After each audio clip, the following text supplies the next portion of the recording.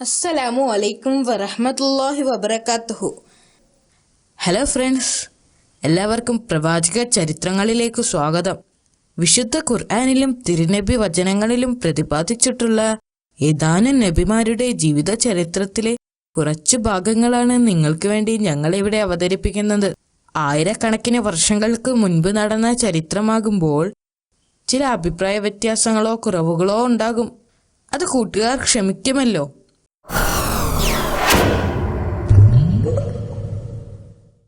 അയ്യൂബ് നബി അലൈഹിസ്സലാം അദ്ദേഹത്തിന്റെ പിതാവിന്റെ വിശ്വാസത്തെ പിന്തുടരുകയും അള്ളാഹുവിൽ ഉറച്ചു വിശ്വസിക്കുകയും ചെയ്തിരുന്നു. അദ്ദേഹത്തിന് വലിയൊരു വീടുണ്ടായിരുന്നു. അദ്ദേഹത്തിന് ധാരാളം ഭൂമി സ്വന്തമായിട്ടുണ്ടായിരുന്നു. കൂടാതെ ധാരാളം ആടുകളും ഉണ്ടായിരുന്നു.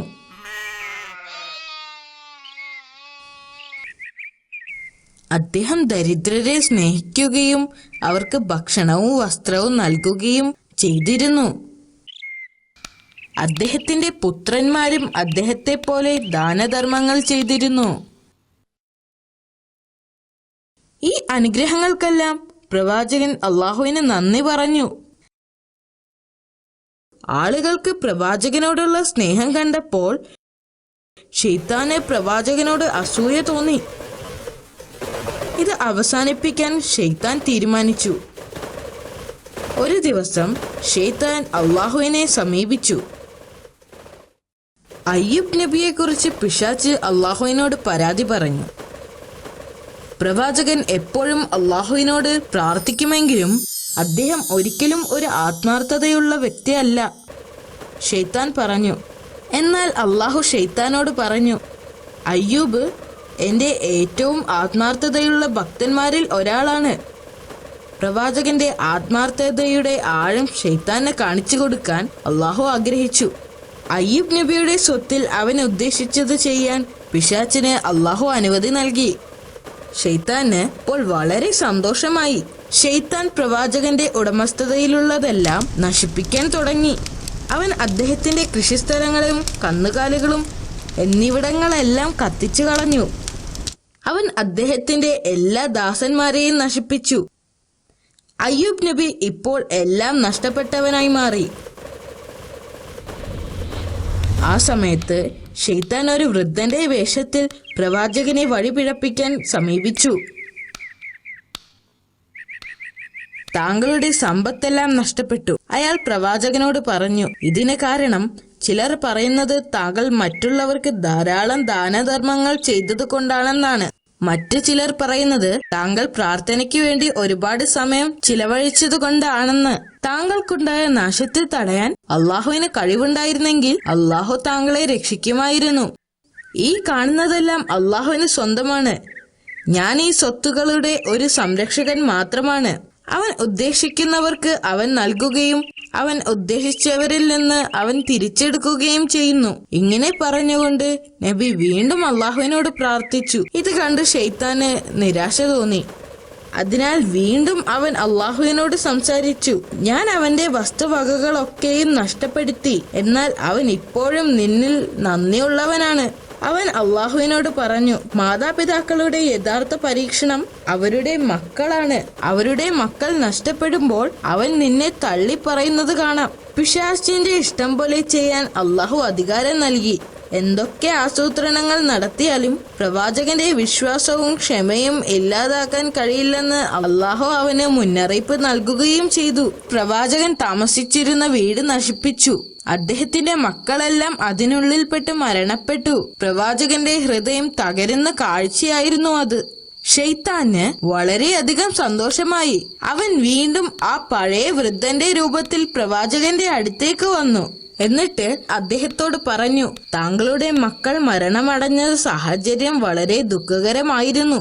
നിന്റെ നാഥൻ നിന്റെ പ്രാർത്ഥനകളുടെ പ്രതിഫലം നൽകിയില്ല. പക്ഷെ പ്രവാചകൻ പറഞ്ഞു, അള്ളാഹു ചിലപ്പോൾ നൽകും, ചിലപ്പോൾ അവൻ തിരിച്ചെടുക്കും. അവൻ ചിലപ്പോൾ സന്തുഷ്ടനാണ്, ചിലപ്പോൾ നമ്മൾ ചെയ്യുന്നതിൽ അവൻ തൃപ്തനല്ല. എന്ത് സംഭവിച്ചാലും എന്റെ വിശ്വാസത്തിൽ ഞാൻ ഉറച്ചു നിൽക്കുക തന്നെ ചെയ്യും. എന്റെ സൃഷ്ടാവിനോട് ഞാൻ നന്ദിയുള്ളവനായിരിക്കുകയും ചെയ്യും. പിന്നെ പ്രവാചകൻ തന്റെ നാഥനോട് പ്രാർത്ഥിച്ചു. ഇത് കണ്ടപ്പോൾ ശൈത്താൻ വീണ്ടും കോപാകുലനായി. ശൈത്താൻ വീണ്ടും അള്ളാഹുവിനെ സമീപിച്ച് പറഞ്ഞു, അയ്യൂബിന് തന്റെ സമ്പത്ത് മുഴുവനും നഷ്ടപ്പെട്ടു, കുട്ടികൾ മരിച്ചു. അവൻ ആരോഗ്യമുള്ളിടത്തോളം കാലം ഇനിയും കുട്ടികൾ ഉണ്ടാവുമെന്ന പ്രതീക്ഷയിൽ അവൻ അള്ളാഹുവിനെ കൂടുതൽ കൂടുതൽ ആരാധിച്ചു കഴിയും. അതുകൊണ്ട് അദ്ദേഹത്തിന്റെ ശരീരത്തെ തളർത്തുവാൻ എനിക്ക് അനുവാദം തരണം. പിന്നീട് അവൻ ഒരിക്കലും അള്ളാഹുവിനെ ആരാധിക്കുകയില്ല. പിശാചിനെ ഒരു പാഠം പഠിപ്പിക്കണമെന്ന് അള്ളാഹു ആഗ്രഹിച്ചു. അതിനാൽ അവന്റെ മൂന്നാമത്തെ അഭ്യർത്ഥനയും അള്ളാഹു അനുവദിച്ചു. ശൈത്താൻ പ്രവാചകന്റെ ശരീരത്തിൽ പ്രവർത്തിക്കാൻ തുടങ്ങി. പ്രവാചകൻ രോഗബാധിതനായി. കുറച്ചു കഴിഞ്ഞപ്പോൾ നബിയുടെ ശരീരം വെറും അസ്ഥിയും തൊലിയും മാത്രമായി. എന്നാൽ പ്രവാചകൻ തന്റെ സകല വിശ്വാസങ്ങളിലും ശക്തമായി ഉറച്ചു നിന്നു. അള്ളാഹുവിന്റെ കാരുണ്യം പ്രതീക്ഷിച്ച് കാത്തിരുന്നു. ഇനി പ്രവാചകനെ സമീപിച്ചിട്ട് കാര്യമില്ലെന്ന് മനസ്സിലായി. പ്രവാചകന്റെ ഭാര്യയെ സമീപിക്കാൻ അവൻ തീരുമാനിച്ചു. അവൻ വീണ്ടും പഴയ വൃദ്ധന്റെ രൂപത്തിൽ അവരുടെ അടുത്തേക്ക് ചെന്നു. അപ്പോൾ ശൈത്താൻ പ്രവാചകന് ആരോഗ്യവും സമ്പത്തും മക്കളും ഉണ്ടായിരുന്ന കാലത്തെക്കുറിച്ച് പ്രവാചകന്റെ ഭാര്യയെ ഓർമ്മിപ്പിച്ചു. അവർ അവരുടെ നല്ല കാലത്തെക്കുറിച്ച് ഓർത്തു. തങ്ങൾക്ക് നഷ്ടപ്പെട്ട മക്കളെയും സമ്പത്തും ഭർത്താവിന്റെ ആരോഗ്യവും ഓർത്തപ്പോൾ അവരുടെ കണ്ണുകൾ നിറഞ്ഞൊഴുകി. ശൈത്താൻ തിരിച്ചു പോയപ്പോൾ അവർ പ്രവാചകന്റെ അടുത്തേക്ക് പോയി. എന്നിട്ട് അദ്ദേഹത്തോട് കരഞ്ഞുകൊണ്ട് പറഞ്ഞു, എത്ര നാൾ അങ്ങ് നാഥനിൽ നിന്നുള്ള ഈ പീഡനം സഹിക്കും? താങ്കൾ എന്തുകൊണ്ടാണ് നമ്മുടെ കഷ്ടപ്പാടുകൾ മാറ്റാൻ അള്ളാഹുവിനോട് ആവശ്യപ്പെടാത്തത്? പ്രവാചകൻ മൃദുവായ ശബ്ദത്തിൽ മറുപടി പറഞ്ഞു, ശൈത്താൻ നിന്നിൽ മന്ത്രിച്ചു, നിന്നെ നിരാശപ്പെടുത്തിയിരിക്കുന്നു. പറയൂ, എത്ര കാലം ഞാൻ നല്ല ആരോഗ്യവും സമ്പത്തും ആസ്വദിച്ചു? അദ്ദേഹം അവളോട് ചോദിച്ചു. 70 വർഷം, അവർ മറുപടി പറഞ്ഞു. എത്ര കാലമായി ഞാൻ ഇതുപോലെ കഷ്ടപ്പെടാൻ തുടങ്ങിയിട്ട്? അദ്ദേഹം വീണ്ടും ചോദിച്ചു. 7 വർഷങ്ങൾ, അവർ മറുപടി പറഞ്ഞു. അപ്പോൾ അദ്ദേഹം അവളോട് പറഞ്ഞു, ഈ കാര്യത്തിൽ എന്റെ കഷ്ടപ്പാടുകൾ നീക്കാൻ അള്ളാഹുവിനോട് പ്രാർത്ഥിക്കാൻ ഞാൻ ലജ്ജിക്കുന്നു. കാരണം നല്ല ആരോഗ്യത്തോടും ജീവിച്ചിരുന്ന വർഷത്തേക്കാൾ കൂടുതൽ വർഷം ഞാൻ കഷ്ടപ്പെട്ടിട്ടില്ല. അവർ വീണ്ടും വീണ്ടും പ്രവാചകനോട് യാചിച്ചു. അപ്പോൾ അദ്ദേഹം അവളോട് പറഞ്ഞു, നിങ്ങളുടെ വിശ്വാസം ദുർബലപ്പെട്ടിരിക്കുന്നു. നമ്മുടെ നാഥനോടുള്ള വിശ്വാസത്തിൽ നിങ്ങൾ അസംതൃപ്തയാണ്. എപ്പോഴെങ്കിലും എനിക്കെന്റെ ആരോഗ്യം തിരിച്ചു കിട്ടുകയാണെങ്കിൽ ഞാൻ നിന്നെ 100 ചാട്ടവാറടി അടിക്കും എന്ന് അദ്ദേഹം പ്രതിജ്ഞ ചെയ്തു. അദ്ദേഹം അവളോട് വീട് വിട്ടു പോവാനും മേലിൽ തിരിച്ചു വരരുത് എന്നും ആജ്ഞാപിച്ചു. ഇത് കേട്ട് അവർ അമ്പരന്നു.